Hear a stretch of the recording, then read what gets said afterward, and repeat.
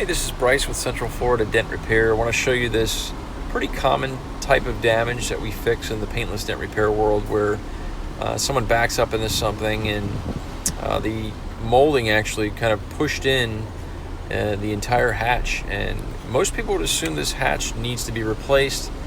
That is not the case. We can repair this without doing any kind of painting or body work, preserving all the original paint and parts. We did this at her home in a matter of hours using these specialized paintless dent repair rods that you're seeing here. Had a really great outcome in the end. The top portion of this video is just showing you some snippets of the process or steps that we take in repairing this type of damage, and the lower video is just showing you the final outcome. If you have any general questions about paintless dent repair, feel free to reach out at 386-216-5185 or go on to cfldentrepair.com for more information. Thank you.